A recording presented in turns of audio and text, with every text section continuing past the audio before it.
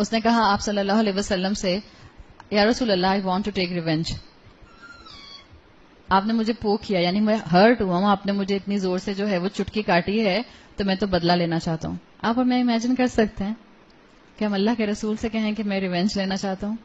اب امیجن کریں, سمجھے آپ کے, کہتے ہوئے بھی عجیب لگتا ہے, سمجھے آپ کے شوہر نے یا آپ جو بچیاں بیٹھی ہیں, آپ کے ابا نے آپ کو یہاں ایسے کیا مذاق سے, آپ کے ابا میں بدلہ لینا چاہتی ہوں. اوہو, کیا سنیں گے آگے سے؟ اگر شوہر کو آپ نے کہا تو کیا سنیں گے آگے سے؟ بڑی بہن, شوہر بھی چھوڑ دیں اور ابا بھی چھوڑ دیں, بڑی بہن کو آپ نے کیا اس طرح سے, بڑی بہن کہے گی اچھا تم نے یہ مجھے کیا, میں بدلہ لوں گی تم سے. ہم نہیں ایکسپٹ کرتے. کیا کیا رسول اللہ صلی اللہ علیہ وسلم نے؟ آپ نے کہا اوکے ٹیک یور ریونج, استبر, لے لو. اس نوجوان نے کہا انا علیک قمیصا ولیس علی قمیص, آپ نے تو شرٹ پہنی ہوئی ہے, میں نے تو شرٹ بھی نہیں پہنی ہوئی. مطلب جب آپ نے مجھے مارا تھا, چٹکی کاٹی تھی, تو مجھے زیادہ زور سے لگی تھی. کیا کیا اللہ کے رسول صلی اللہ علیہ وسلم نے؟ آپ نے اپنا کرتا ریز کر لیا اور آپ نے کہا استبر, لے لو بدلہ. وہ نوجوان آگے بڑھا اور اس نے آپ صلی اللہ علیہ وسلم کو حق کر کے کس کر لیا, اور اس نے آگے سے کہا یا رسول اللہ صلی اللہ علیہ وسلم, میں تو بس یہی کرنا چاہتا تھا اور میں آپ کو اسی طرح سے پیار کرنا چاہتا تھا. انما اردت یا رسول اللہ, میں بس یہ چاہتا تھا. لیکن آپ کو اللہ کے رسول کا مقام کیا نظر آ رہا ہے؟ کوئی اکڑ نہیں, کوئی ایگو نہیں, کوئی غصہ نہیں. تمہاری جرت کیسے ہوئی؟ تمہیں نہیں پتا میں اللہ کا رسول ہوں؟ ان کے پاس تو اتھارٹی تھی, وہ اللہ کے رسول تھے, باقی سارے رشتے ایک طرف. لیکن آپ صلی اللہ علیہ وسلم کی شخصیت کا عدل ہے یہ, جس نے دنیا میں اگر کسی نے آپ کی چٹکی کی وجہ سے بھی کسی کو تکلیف ہوئی دنیا میں, بہتر ہے دنیا میں اس کا بدلہ اس کو دے دیجئے. قبر میں بہت بھاری ہو جائے گا, قبر میں بہت مشکل ہو جائے گا. یہ چیز آپ کو اللہ کے رسول کی پرسنالٹی میں پرفیکٹ نظر آتی ہے. ایک مرتبہ عبداللہ ابن عباس کہتے ہیں, عبداللہ ابن عباس ہی بتاتے ہیں کہ میں ایک محفل میں اللہ کے رسول صلی اللہ علیہ وسلم کے رائٹ سائڈ پہ بیٹھا ہوا تھا. لیفٹ سائڈ پر حضرت ابو بکر اور حضرت عمر رضی اللہ عنہما بیٹھے ہوئے تھے. آپ صلی اللہ علیہ وسلم کی سنت یہ ہے کہ جب کوئی کھانے کی چیز آپ کے پاس آتی تھی تو آپ اس کو کھاتے تھے, چکھتے تھے, پیتے تھے, اور پھر اپنے رائٹ ہینڈ پر اس کو گھما دیتے تھے تاکہ باقی لوگ اس کو چکھ لیں. تب رائٹ سائڈ پر عبداللہ ابن عباس بیٹھے تھے اور لیفٹ پر ابو بکر اور عمر بیٹھے تھے. آپ کے پاس دودھ کا پیالہ آیا, آپ نے دودھ پیا. اس کے بعد یہ نہیں, اچھا ابو بکر اور عمر سینئر صحابہ, عمر میں بڑے. عبداللہ ابن عباس کی عمر تھی 10 سال. آپ صلی اللہ علیہ وسلم نے, کیونکہ رائٹ سائڈ پر سنت تھی دینا, آپ چاہ رہے تھے کہ آپ پہلے ابو بکر عمر کو دے دیں, تو آپ نے یہ نہیں بچہ ہے اس سے کون پوچھے, آپ نے عبداللہ ابن عباس سے پوچھا اگر آپ اجازت دیں تو میں پہلے ابو بکر اور عمر کو دودھ یہ والا دے دوں. عبداللہ ابن عباس یہ وہ ہیں جو مفسر قرآن ہیں, اور اللہ تعالیٰ کے رسول ہی کی دعا تھی ان کو کہ اللہ ان کو قرآن کا فہم عطا کر, دین کا فہم عطا کر. کہتے ہیں کہ میں نے فوراً سوچا کہ اگر وہاں سے پیالہ ہوتا ہوا میرے پاس آئے گا تو برکت کم ہو جائے گی اللہ کے رسول کی. تو انہوں نے کہا یا رسول اللہ, میں چاہتا ہوں اس برکت سے میں فائدہ اٹھاؤں. آپ صلی اللہ علیہ وسلم نے کوئی نہیں ڈانٹا. دوبا بچوں کو کتنی زبان لگ گئی آج کل, کتنا بولتے ہیں, کتنا ماں بڑوں کے سامنے زبان چلاتے ہیں. کچھ نہیں, آپ نے پیالہ ان کو پکڑایا اور عبداللہ ابن عباس نے پیالہ پی کے اس کے بعد حضرت عمر کو اور پھر حضرت ابو بکر کے پاس پیالہ آ گیا. یہ چیز آپ کو کانسٹنٹلی اللہ کے رسول کی پرسنالٹی میں ملتی ہے. اگر آپ کو امام عادل بننا ہے اپنے گھر میں, اپنے کردار میں یہ خوبصورتی لے کر آئیے. کسی کا حق مت ماریں. شرح سنہ میں امام البغوی لکھتے ہیں اکثر قریش کے سردار جب رسول اللہ صلی اللہ علیہ وسلم کے پاس آتے تھے تو ان سے کہا کرتے تھے کہ اپنے پاس سے 3rd کلاس لوگوں کو ہٹا دیں. ہم بولتے ہیں نا دیز 3rd کلاس پیپل. عبداللہ ابن مسعود کو ہٹا دیجئے, حضرت بلال ابن رباح کو ہٹا دیجئے. جب یہ نہیں ہوں گے تب ہم یہاں پر آ کے آپ کی بات سنیں گے اور آپ سے ہم اس وقت کمیونیکیشن کریں گے. ایک واقعہ آتا ہے کہ ایک مرتبہ آپ صلی اللہ علیہ وسلم کے پاس قریش کے سردار آئے اور اس وقت عبداللہ ابن مسعود رضی اللہ عنہ آپ کے پاس موجود تھے. قریش کے سرداروں نے کہا کہ آپ ان کو یہاں سے بھیج دیں, ہم آپ سے بات کرنا چاہتے ہیں. آپ صلی اللہ علیہ وسلم نے جواب دیا, تمہارا کیا خیال ہے اللہ نے مجھے کیوں بھیجا؟ اللہ نے مجھے عدل کے لیے بھیجا ہے. اور پھر آپ نے فرمایا یقیناً اللہ لوگوں کو نوازتا نہیں یہاں تک کہ ان میں موجود کمزور انسان کو اس کا رائٹ نہ دے دیا جائے. آپ کے گھر میں جو کمزور ہے, آپ کے معاشرے میں جو کمزور ہے, اس کا رائٹ جب تک ادا ہوتا رہے گا اللہ نوازتا رہے گا. اور جب اللہ کی جو نوازش ہے وہ کم ہو جائے, اللہ کی عطا کم ہو جائے, نعمتیں برسنا کم ہو جائیں, اس کا مطلب ہے کسی کمزور کو اس کا حق نہیں دیا جا رہا. آنکھیں کھولنے والی احادیث ہیں. اسی طرح سے معلوم آپ کو ہوتا ہے کہ آپ صلی اللہ علیہ وسلم کی پرسنالٹی میں یہ عدل کی کیفیت شروع سے تھی. حلف الفضول آپ لوگ جانتے ہیں, جو نبوت سے بھی پہلے ایک پیکٹ ہوا تھا, لیگ آف دا پیکٹ ہوا تھا قریش کے قبائل میں. آپ صلی اللہ علیہ وسلم واز دا ینگسٹ جس میں آپ کو شامل کیا گیا تھا, اس لیے کہ آپ معاشرے میں کانسٹنٹ عدل قائم کرنے والے تھے. اسی طرح ایک مرتبہ واقعہ آتا ہے حضرت عثمان رضی اللہ عنہ کا. حضرت عثمان رضی اللہ عنہ 85 ایئرس کے تھے, خلیفہ تھے, کہ انہوں نے کسی بچے کا پیار میں کان مروڑا. کان بچوں کا آپ مروڑتے ہیں جیسے ہم بچوں کی گالیں پکڑ کے چیک پکڑ کے ٹویسٹ کر دیتے ہیں. کسی لڑکے کا انہوں نے کان ایسے ہی ٹویسٹ کیا. اس پر لڑکے نے ان سے کہا کہ یہ آپ نے مجھے ہرٹ کیا ہے بہت زیادہ. بس لڑکے نے صرف اتنا بولا بچے نے. اب امیجن کریں یہ 10 سال کا بچہ تھا. حضرت عثمان رضی اللہ عنہ ایک بزرگ انسان تھے, 85 ایئر اولڈ. جب اس بچے نے یہ کہا کہ آپ نے مجھے ہرٹ کیا ہے تو فوراً حضرت عثمان نے کہا کہ اچھا تم بدلہ لے لو. اس نے کہا نہیں امیر المومنین, میں آپ سے بدلہ لینے کے لیے نہیں کہہ رہا, بس میں بتا رہا تھا مجھے ہرٹ ہوا. حضرت عثمان رضی اللہ عنہ نے انسسٹ کیا کہ نہیں تم میرا کان اسی طرح سے ٹویسٹ کرو. اس بچے نے جب کان ٹویسٹ کیا تو حضرت عثمان نے کہا پنچ ہارڈر فإن قصاص الدنیا اہون من قصاص الآخرہ. دنیا کی سزا بہتر ہے, دنیا کی سختی بہتر ہے بجائے اس کے کہ مجھے آخرت میں یہ سختی جو ہے برداشت کرنی پڑے. یہ آپ کو مائنڈ سیٹ نظر آ رہا ہے عدل کا. تو اگر آپ والدین کی پوزیشن پر ہیں, ماں ہیں, اپنی اولاد میں عدل کیجیے. آپ عورت ہیں, آپ بیوی ہیں, آپ اپنے گھر کے اوپر امام ہیں اپنے شوہر کے پیچھے. اللہ نے اس کو آپ کے ساتھ جو ہے وہ حکمران ایک طرح سے ایک قوام کی شکل میں رکھا ہے. باقی رسپانسبلٹی آپ کی ہے کہ آپ اپنے شوہر کے گھر میں ایک امام کے طور پر کیسے چیزوں کو سنبھالتے ہیں. استاد اپنے شاگردوں پر امام ہوتا ہے. امپلائر اپنے امپلائیز پر جو ہے وہ امام ہوتا ہے. تو کانسٹنٹلی آپ جس مخلوق کے اوپر اتھارٹی رکھتی ہیں آپ اس کے اوپر امام کی پوزیشن میں ہیں. آپ دیکھیں آپ اس کے کتنے حقوق ادا کر رہے ہیں, کتنے رائٹس ادا کر رہے ہیں. آپ صلی اللہ علیہ وسلم نے تاکید کی مسلمانوں کو کہ اپنے بچوں کے درمیان میں عدل کرو. آپ کی حدیث میں آتا ہے اتقوا اللہ, تقوی کرو اللہ کا, وَعْدِلُوا بَيْنَ أَوْلَادِكُمْ, اپنی اولاد میں عدل کرو. ایک واقعہ آتا ہے نعمان بن بشیر سے, وہ کہتے ہیں کہ میرے والد نے مجھے ایک مرتبہ تحفہ دینے کا سوچا, دیا بھی نہیں, تحفہ دینے کا سوچا. نعمان بن بشیر نے آ کر آپ صلی اللہ علیہ وسلم کو بتایا کہ میں اپنے اس ایک بیٹے کو یہ تحفہ دینا چاہتا ہوں. آپ صلی اللہ علیہ وسلم نے پوچھا کہ کیا تم نے اپنے باقی بیٹوں کو بھی, باقی اولاد کو بھی یہی تحفہ دینے کا فیصلہ کیا ہے؟ انہوں نے کہا نہیں.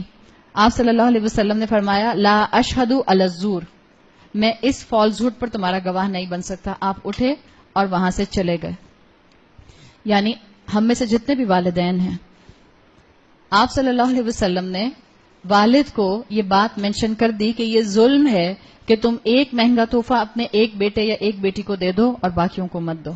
اگر آپ سے یہ زیادتی ہوتی ہے یا ہوئی ہے تو پلیز اس کو کمپنسیٹ کیجیے. اور اگر آپ کے والدین سے ہوئی ہے اور آپ اس پوزیشن میں ہیں کہ آپ کو زیادہ ملا اور آپ کے باقی بہن بھائیوں کو نہیں ملا, دل بڑا کیجیے, اعلیٰ ظرفی دکھائیے اور اپنی اس چیز کو سب بہن بھائیوں میں ڈیوائڈ کر لیجیے. یہ عاجزی ہے, یہ انسان کے اندر جھکاؤ لے کر آتی ہے. جس درخت پر جتنا پھل ہوتا ہے وہ اتنا جھکا ہوتا ہے. جس دل میں جتنا تقوی ہوتا ہے وہ لوگوں کے سامنے گیونگ کیپیسٹی میں ہوتا ہے. اس کا دینے والا ہاتھ ہوتا ہے, لینے والا ہاتھ نہیں ہوتا. اور جس کا دینے والا ہاتھ ہوتا ہے وہ ایموشنلی بھی انریچڈ ہوتا ہے. آج ہم سب میجورٹی ایموشنلی بینکرپٹ ہیں. ایموشنل بینکرپسی ہم میں بہت زیادہ ہے, اس لیے کہ ہم اپنے جیسے انسانوں پر ڈیپینڈ کرتے ہیں. اس نے مجھے ایسے بول دیا, اس نے مجھے ٹیڑھی آنکھوں سے دیکھ لیا, اس نے میری بات نہیں مانی, اس نے مجھ سے غصے میں بات کی. اب بس اب یہ سب چیزیں ہوں گی اور دوسرے لوگوں کے ہاتھ میں میرے ایموشنز کا ریموٹ کنٹرول ہوگا تو ہم آئے دن پریشان رہتے ہیں, آئے دن روتے رہتے ہیں, آئے دن ہمارا نروس بریک ڈاؤن ہو جاتا ہے. اور کسی ایک کے ساتھ بھی ہماری یہ سچویشن آتی ہے تو ہم اگلے 4 دن تک کام کرنے کے قابل نہیں رہتے. ہم کہتے ہیں بس مجھ سے بات نہ کرے کوئی بھی, میں خود ہی ٹھیک ہو جاؤں گی. جب اولاد کی بات ماں باپ نہیں مانتے, اولاد کا بھی اتنا بڑا منہ بن جاتا ہے. کتنا بڑا؟ ابھی دوسرے ہاتھ میں مائک ہے ورنہ بہت بڑا بنا کر دکھاتی.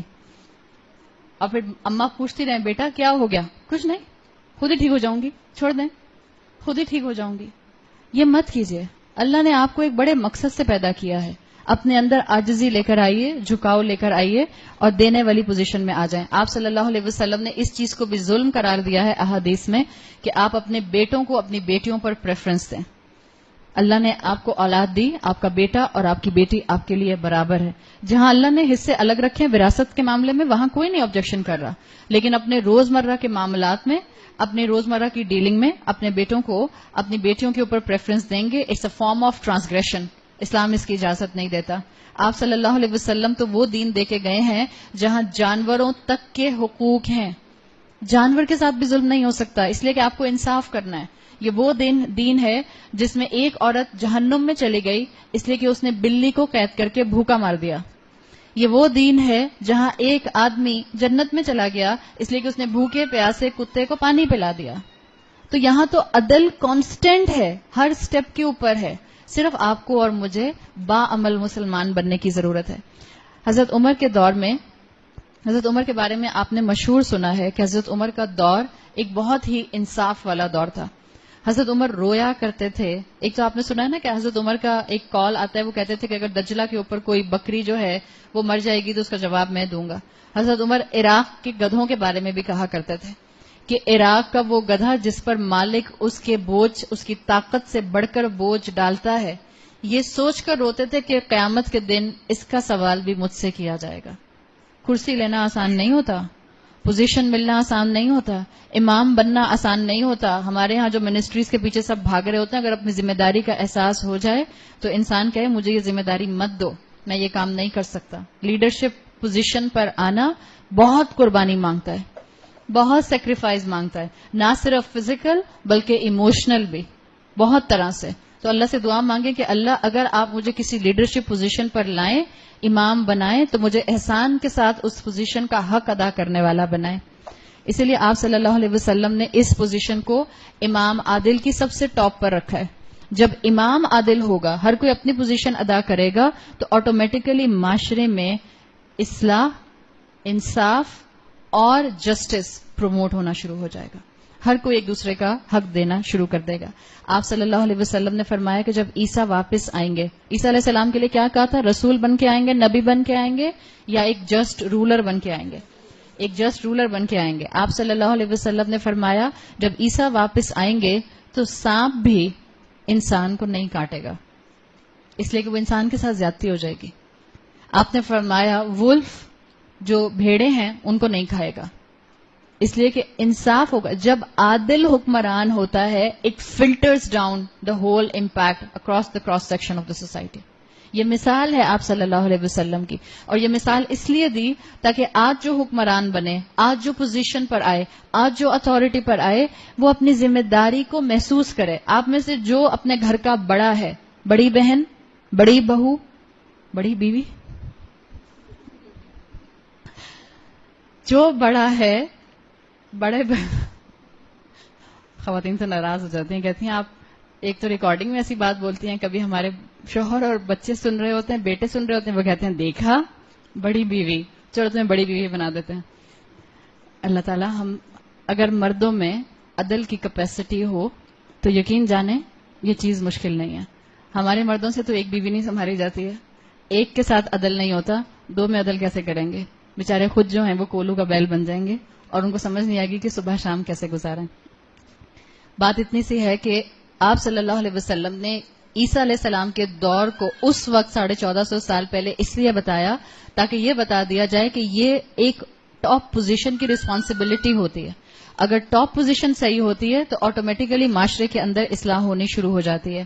عدی ابن حاتم کہتے ہیں رسول اللہ صلی اللہ علیہ وسلم نے کہا کہ یہ وہ وقت ہوگا, یعنی جب عیسیٰ علیہ السلام آئیں گے, کہ ایک عورت عراق سے جائے گی تنہا اپنے اونٹ پر, اور یمن سے عراق کے اس حصے میں سفر کرے گی, اور اس کو اللہ کے علاوہ کسی چیز کا خوف نہیں ہوگا. عدی بن حاتم کہتے ہیں کہ میں نے اللہ کے رسول سے پوچھا کیا اس کو جانوروں اور ڈاکوؤں کا خوف بھی نہیں ہوگا؟ آپ صلی اللہ علیہ وسلم نے کہا نہیں, اس لیے کہ حکمران عادل ہوں تو انسان نیچے کی تمام مخلوقات کو انصاف کرتا ہوا پاتا ہے. اور اسی طرح سے آپ صلی اللہ علیہ وسلم نے کہا کہ میں یہ وقت عمر بن عبد العزیز کے دور میں دیکھتا ہوں. عمر بن عبد العزیز گریٹ گرینڈ سن آف عمر بن خطاب رضی اللہ عنہ, اور عمر بن عبد العزیز کے دور میں یہ لوگوں نے ایکسپیرینس کیا مالک بن دینار کہتے ہیں کہ جب وہ خلیفہ بنے تو اتنا عدل تھا کہ چرواہے بے فکر ہوتے تھے کہ بھیڑیا آ کے ہماری شیپ کو نہیں کھائے گا. یہ عدل مسلمان حکومتیں آبزرو کر چکی ہیں. مسلمان امت نے اس عدل کو آبزرو کیا ہے، اس لیے کہ امام عادل ہو تو آٹومیٹیکلی ہر چیز پراپرلی فکسڈ ہو جاتی ہے. جب امام عادل ہو، اکنامک جسٹس ہوگا یا نہیں ہوگا؟ بالکل ہوگا. کیا پولیٹیکل جسٹس ہوگا؟ بالکل ہوگا. کیا رائٹس جسٹس ہوگا؟ بالکل ہوگا. تو سوچیں سمجھیں، آپ پڑھا لکھا طبقہ ہیں اس معاشرے کا، اور سوچ کے فیصلہ کریں کہ ہم نے اس ملک کو، اس امت کو بہتری کی طرف کیسے لے کر جانا ہے. آپ کے اندر اللہ نے وہ خوبی رکھی ہے کہ آپ کو اللہ نے مسلمان بنایا، عورت بنایا. عورت ملٹی ڈائمینشنز میں سوچ سکتی ہے، عورت ملٹی ڈائمینشنز میں کام کر سکتی ہے. اپنے آپ کو ویسٹ مت کیجیے، اپنے آپ کو بہترین امام بنا کر دنیا کے سامنے لے کر آئیے. ایون آپ صلی اللہ علیہ وسلم کی صحیح حدیث آتی ہے حضرت انس بن مالک سے، آپ نے فرمایا کہ انسان جو اصل مسلمان ہوتا ہے، مومن، وہ اپنے صدقے کے معاملے میں بھی ظلم نہیں کرتا، ناانصافی نہیں کرتا. اس لیے کہ صدقے کے معاملے میں ناانصافی کرنا از ایکولنٹ کہ جیسے اس نے صدقہ کیا ہی نہیں. اور کیا مطلب ہے صدقے میں ناانصافی کرنا؟ فیورٹزم کرنا صدقہ کرتے ہوئے، کہ میں تو بس اس مدرسے کو دوں گی، میں صرف اس آرگنائزیشن کو دوں گی، میں صرف اس این جی او کو دوں گی، میں صرف اس ماسی کو دوں گی. صرف اپنی ماسیوں کو دیتے رہنا تاکہ پھر وہ کل چھٹی نہ کریں. دس از فیورٹزم. اور آپ صلی اللہ علیہ وسلم کی حدیث کیا بتا رہی ہے کہ اللہ کے رسول صلی اللہ علیہ وسلم واضح کر رہے ہیں کہ یہ صدقے میں ظلم ہے، اور صدقے کا ظلم، صدقے میں فیورٹزم از ایکولنٹ کہ جیسے آپ نے صدقہ دیا ہی نہیں، یعنی یہ قبول نہیں ہوتا.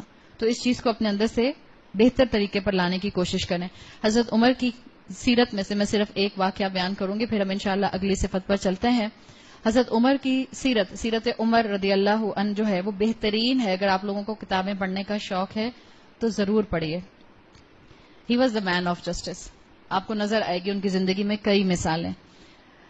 ایک مرتبہ ایک پرشین ایمپرر تھا جس کا نام تھا ہرمزان. ہرمزان جو تھا یہ پرشیا کا بادشاہ تھا اس وقت کا، جب اس نے فیصلہ کیا کہ یہ حضرت عمر رضی اللہ عنہ سے ملنے آئے گا مدینہ. اور پرشین امپائرز کے لیے اس وقت بڑا یہ چیز مشہور تھی کہ بہت پامپس ہوتے ہیں. ایک تو بڑے بڑے محلوں میں رہتے ہیں، اور محل بھی عام پتھر کے نہیں بناتے تھے، محل بھی بناتے تھے وائٹ ماربل کے. آپ نے نام سنا ہوگا نا بیت الکسرا. بیت الکسرا کا محل، کسرا کا محل کس کے پاس تھا؟ پرشین امپائر کے پاس ہی تھا. آپ صلی اللہ علیہ وسلم کی حدیث آتی ہے، آپ پروفیسی کر کے گئے تھے اپنے وقت میں کہ مسلمان جو ہیں البیت الابیض کو کانکر کر لیں گے. البیت الابیض White House Washington D C, البیت الابیض کسرا کا محل، اس کا دوسرا نام ہے البیت الابیض. یعنی آپ نے کہا تھا کہ ایک وقت آئے گا کہ مسلم حکومت عربن پیننسولا سے باہر نکلے گی، اور اس کے بعد مسلمان جو ہیں وہ پرشین امپائر کے جو کسرا کے محل ہیں اس کو فتح کر لیں گے. تو یہ ہرمزان جو تھا، ہرمزان نے ایک مرتبہ حضرت عمر رضی اللہ عنہ سے ملنے کا فیصلہ کیا اور مدینہ آیا، اور اس نے پوچھا لوگوں سے کہ آپ کے خلیفہ کہاں ہیں. لوگوں نے کہا دو ہی جگہ پر ہو سکتے ہیں، یا مسجد میں ہوں گے یا گھر پر ہوں گے. تو کچھ لوگ اس کو، ہرمزان کو اپنے ساتھ مسجد لے کر گئے. مسجد میں حضرت عمر رضی اللہ عنہ نہیں تھے، تو انہوں نے کہا یقیناً اپنے گھر میں ہوں گے. وہ ان کو، اس بادشاہ کو حضرت عمر کے گھر میں لے گئے. جب گھر میں گئے تو سب سے پہلے، اب آپ امیجن کریں، بادشاہ، کنگ، پرشین کنگ، اور محل میں رہنے والا، اور وہ بھی وائٹ ماربل کسرا کے محل میں رہنے والا، بیت الابیض میں رہنے والا کنگ آ رہا ہے. ان کے کپڑے، ان کا اٹھنا بیٹھنا، ان کا لگژریس لائف سٹائل آپ کے ذہن میں، وکٹورین سٹائل فرنیچر سب آپ کے ذہن میں آ سکتا ہے. جب اس نے حضرت عمر کا گھر دیکھا تو شاکڈ ہو گیا. اور جب حضرت عمر کو اس نے دور دیکھا تو ایک کھلے میدان میں ایک درخت کے سائے میں زمین پہ لیٹے ہوئے تھے. حضرت عمر رضی اللہ عنہ 6 فیٹ سے بھی زیادہ لمبے تھے، ٹال، ہینڈسم اور براڈ شولڈرز. ایک پرسنالٹی تھی حضرت عمر کی. کہتے ہیں جب میں نے دیکھا تو حضرت عمر دور درخت کے نیچے زمین پر لیٹے ہوئے تھے، کوئی چٹائی کچھ بھی نہیں تھی، اور تکیہ نہیں تھا سر کے نیچے، جوتوں کے اوپر سر رکھا ہوا تھا، اپنے جوتے اور جوتوں کے اوپر سر رکھا ہوا تھا. اس سے زیادہ ہمبل پکچر کوئی آ سکتے ہیں؟ اور کہتا ہے کہ آس پاس کوئی باڈی گارڈ نہیں تھا. ہنسی آئے نا آپ کو آج کے دور میں سوچ کے کہ حکمران ہو، پرائم منسٹر اور پریزیڈنٹ، اور آس پاس کوئی باڈی گارڈ نہیں ہے. اور کہتا ہے کہ عمر کی تلوار درخت سے نیچے لٹک رہی تھی. مطلب انہوں نے تلوار اپنی جو اس کے لیدر اس میں کیس میں تھی اس کو درخت سے ہی ہینگ کیا ہوا تھا. یعنی کوئی بھی آئے انہی کی تلوار اٹھائے عمر کی اور عمر کو سٹیپ کر کے چلا جائے. لیکن عمر کو کوئی خوف نہیں تھا, کوئی باڈی گارڈ نہیں تھے. یاد رکھیں ہم جیسے بھی چھوٹے چھوٹے معمولی انسان, ہمیں بھی بڑی اپنی جانیں پیاری ہوتی ہیں. ہمیں کوئی کڈنیپ نہ کر لے, ہمارے بچوں کو کوئی کڈنیپ نہ کر لے, کوئی ہمیں آ کر جو ہے وہ ٹارگٹ کلنگ میں مار نہ دے. جہاں موت آنی ہے وہاں موت آئے گی. اتنا زیادہ زندگی سے پیار کرنے کی ضرورت نہیں ہے. باڈی گارڈ کو باڈی گارڈ کیوں کہتے ہیں؟ سول گارڈ ہوتا ہے وہ. باڈی گارڈ صرف آپ کے اس گوشت پوست کے جسم کو بچا سکتا ہے, لیکن اگر ملک الموت آ گیا کہیں پہ تب باڈی گارڈ کا فائدہ ہوگا؟ کوئی فائدہ نہیں ہوگا. حضرت عمر کے پاس کوئی باڈی گارڈ نہیں تھا. Head of the state, the most powerful man of the world at this time, اس لیے کہ مسلمان اس موقع پر آدھی سے زیادہ دنیا فتح کر چکے تھے. اور ہرمزان کہتا ہے کہ میں نے جب عمر کو اس پوزیشن میں دیکھا تو جو ان کے ساتھ لوگ تھے اس بادشاہ کے ساتھ, انہوں نے آبزرو کیا کہ اس نے بادشاہ نے شاعری کی, اور بادشاہ نے شعر کیا پڑھا؟ حکمتا فعدلتا فانمتا فنمتا. آپ نے رول کیا اور عدل کے ساتھ رول کیا اور ہر ایک کو اس کا رول دے دیا. آپ سیکیور ہیں اور سونے کے قابل ہیں اور کوئی آپ کو بادر بھی نہیں کر رہا. یعنی آپ کو کسی کا خوف نہیں ہے. اس سے آپ کو کیا پتا چل رہا ہے؟ جو میں نے آخر میں یہ واقعہ سنایا اس کا مقصد کیا ہے؟ انصاف والی پرسنالٹی اپنی بنا لیجئے. ماں باپ کو ماں باپ کا حق دیجئے, شوہر کو شوہر کا حق دیجئے, بہن بھائیوں کو بہن بھائیوں کا حق دیجئے, اولاد کو اولاد کا حق دیجئے. سب سے پہلے اللہ کو اللہ کا حق دیجئے. آپ کو دنیا میں بھی سکون نصیب ہوگا. ہر کوئی سکون کی تلاش میں ہے نا. ہر کوئی سٹریس لیول میں اس وقت جو ہے وہ آیا ہوا ہے. ہر تیسرا چوتھا بچہ, ہر تیسری چوتھی عورت اینٹی ڈپریسنٹ کھا رہی ہے, اور اینٹی ڈپریسنٹ کھانے سے کچھ نہیں ہوگا. میں آپ کو بتا رہی ہوں, آپ کی ول پاور, آپ کی باڈی اسٹرینتھ, آپ کا امیون سسٹم کمزور ہوتا جائے گا وقت کے ساتھ ساتھ. اپنے آپ کو حقوق دینے والی پوزیشن میں لے کر آئیے. اللہ کا حق دیجئے, اور جس پوزیشن میں اللہ نے آپ کو اتھارٹی دی ہے انسانوں کا حق دیجئے. آخرت میں اللہ کے عرش کا سایہ تو ملے گا ہی ملے گا. آپ کو انشاءاللہ دنیا میں بھی سکون مل جائے گا. اگلی صفت آپ صلی اللہ علیہ وسلم نے اگلی کیٹیگری جو بتائی جو اللہ کے عرش کے سائے میں ہوگی وہ ہے شاب نشأ بعبادت اللہ.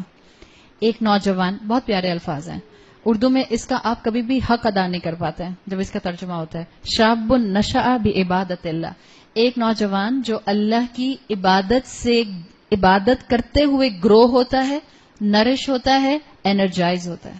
یعنی ایک ایسا نوجوان کی تصویر ہے جو کانسٹنٹ اللہ کی عبادت کی طرف بھاگتا ہے. اور جب ہم اللہ کی عبادت کی بات کرتے ہیں, it's not just about offering your نماز 5 وقت کی.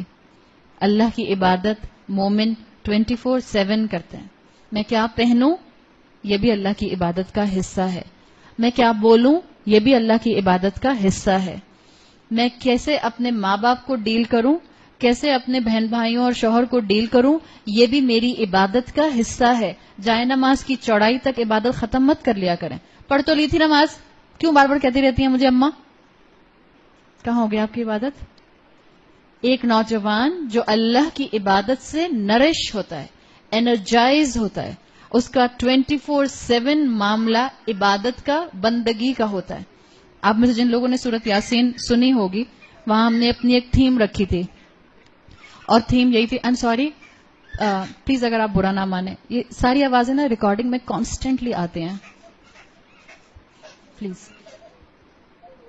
میں نہیں پریشان ہو رہی, لیکن وہ پھر ریکارڈنگ میں آتا ہے نا, وہ پھر نکل نہیں پاتی بچے کی آواز, جیسے ہم بچوں کو نہیں نکال پاتے نا. جزاک اللہ.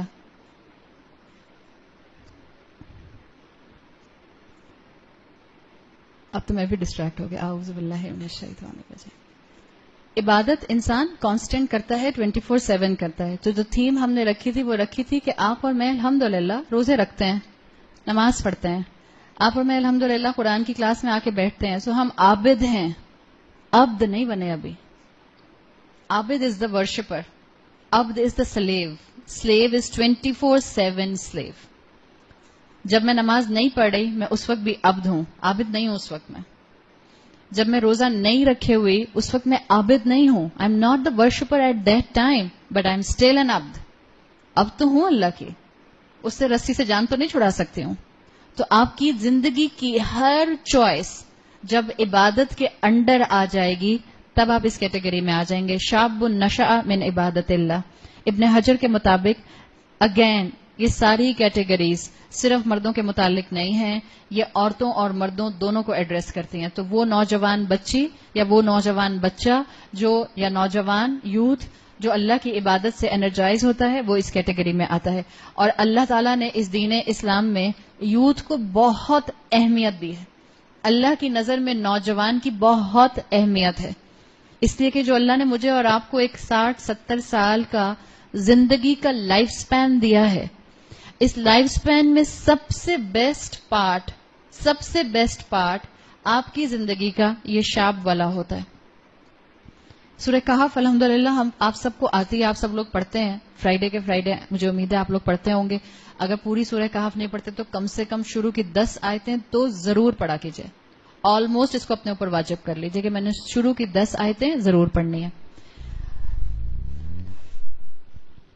سورہ کہف میں آتا ہے انہم فتیۃ آمنوا بربہم وزدناہم ھدی. وہ صرف نوجوانوں کا ایک گروپ تھا. اللہ تعالیٰ نے اصحاب کہف کی کوئی نیشنلٹی قرآن میں نہیں بتائی, کس علاقے کے لوگ تھے. اللہ نے یہ نہیں بتایا گھر کیسا تھا ان کا, روایات بتاتی ہیں کہ بڑی ایلیٹ کلاس کے بچے تھے. اللہ نے یہ نہیں بتایا کمپلیکشن کتنا فیئر تھا, بال کس کلر کے تھے, ہائٹ کیسی تھی, کس اسکول کی ڈگری تھی ان کے پاس, کس یونیورسٹی سے پڑھ کے آئے تھے, جی پی کیا تھا ان کا, سیٹ سکور کیا تھا ان کا, کیمبرج کے اندر کتنے اسٹارز آئے تھے. کچھ کہہ رہے اللہ تعالیٰ انہم فتیۃ فآمنوا بربہم. بس ایک نوجوانوں کا گروپ تھا جو اپنے رب پر ایمان لے آیا. اللہ کی نظر میں اس جوانی کی, اس یوتھ کی بہت اہمیت ہے, اور اللہ کی نظر میں اس یوتھ کی عبادت کی بھی بہت اہمیت ہے. اس لیے کہ انسان کی ٹیمپٹیشنز, انسان کی ڈیزائرز اپنے کلائمیکس پر ہوتی ہیں یوتھ کے اندر, اور جو اپنی ٹیمپٹیشنز کو اللہ کی محبت میں کنٹرول کر کے لگام ڈال کے رکھتا ہے, اللہ کو اس پر بہت پیار آتا ہے, اللہ کے لیے وہ محبوب ہو جاتا ہے. تو اللہ تعالیٰ نے یہاں پر اپنے رسول کے ذریعے جو لفظ استعمال کروایا وہ کروایا شاب نشأ, young person that is nourished and energized by the عبادت آف اللہ. اب اس کا مطلب کیا ہے؟ علماء ہمیشہ قرآن میں سے جب کوئی بات آتی ہے نا تو وہ اس کا ایک مفہوم المخالفہ نکالتے ہیں, یعنی اس کے ریورس میننگز نکالتے ہیں. جب اللہ کو وہ نوجوان پسند ہے, یا اللہ اپنے عرش کے سائے میں اس نوجوان کو جگہ دے گا جو کانسٹنٹلی اللہ کی عبادت کی طرف بھاگتا ہے, جو عابد کے ساتھ ساتھ عبد بننے کی کوشش کرتا ہے. میں صرف اماں کو اپنی نماز پڑھتے ہوئے نظر نہ آؤں, بلکہ جب میں اسکول یونیورسٹی میں ہوں جہاں اماں بھی نہیں اور ابا بھی نہیں, تب بھی میں اللہ کی بندی بن کے رہوں. ماں باپ ساری عمر سر پر نہیں رہتے. ماں باپ کب تک سر پر ہیں نہ ماں باپ کو پتا ہے نہ اولادوں کو پتا ہے. ماں باپ اس کی فکر کریں کہ اپنے اور اپنی اولاد کے دل میں اللہ کی محبت جگا دیں, اس لیے کہ ہمیں نہیں پتا ہمیں کتنا موقع ملتا ہے. اور اولاد اس کی فکر کرے کہ ماں باپ کے خوف سے دین پر نہیں آنا, اللہ کی محبت میں دین پر آنا ہے. میں کہیں بھی ہوں, ماں باپ نہ بھی ہوں, اللہ تو میرے ساتھ ہوتا ہے. جب بھی کہا جاتا ہے گناہ کرنا ہے تو وہاں جائیے جہاں اللہ نہیں ہوتا. ہے کوئی ایسی جگہ؟ ایسی تو کوئی بھی جگہ نہیں ہے. تو یہی چیز یہاں بتائی گئی. اس کا مفہوم المخالفہ کیا ہے, ریورس میننگ کیا ہے؟ اللہ کو وہ نوجوان پسند ہے, اللہ اس کو عرش کے سائے میں رکھے گا جو عبادت کی طرف دوڑتا ہے, عبد بنتا ہے. وہ نوجوان جو اپنے ٹائم کا ضیاع کرتا ہے, نانسنس چیزوں میں وقت ضائع کرتا ہے, اپنے آپ کو میڈیا ایڈکشن میں گھنٹوں لگا کر رکھتا ہے, گھنٹوں گیمز کھیلتا ہے, آپ کا کیا خیال ہے؟ اللہ کی نظر میں وہ بھی بہت محبوب ہے؟ اندھا اور آنکھوں والا دونوں برابر ہوتے ہیں. جس کو جتنی نعمتیں دی گئیں اس سے اتنا سوال ہوگا. کہاں لگایا اپنا وقت جو اللہ نے دیا تھا؟ 2 نعمتیں آپ صلی اللہ علیہ وسلم کے مطابق جو اکثریت کو دی گئیں, اکثریت نے ناشکری کی, صحت اور وقت. انسان ان 2 نعمتوں کی پرواہ نہیں کرتا. انسان اسی اس میں رہتا ہے, کر لیں گے اللہ کی عبادت, بن جائیں گے اللہ کے بندے, معاف کر دے گا اللہ, اللہ تو ہے ہی اتنا غفور اور رحیم, ایویں اماں آپ ڈراتی رہتی ہیں مجھے.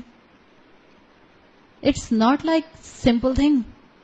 اللہ کے عرش کے سائے میں ایسے ہی نہیں جگہ ملنے والی. یہ وہ نوجوان ہے جس کو جگہ ملے گی جس کا دل اور دماغ اللہ کی عبادت کے اندر انوالو رہتا تھا. میں دوست بھی ایسے بناؤں جو مجھے اللہ سے دور نہ کریں. اگر دوست ایسے ہیں، شیطان کیا کہتا ہے، اپنے ایسے دوستوں میں رہو جو ذرا الٹی حرکتیں کرتے ہیں. آخر تم ان کو دین نہیں سکھاؤ گے تو کون دین سکھائے گا؟ I am so sorry.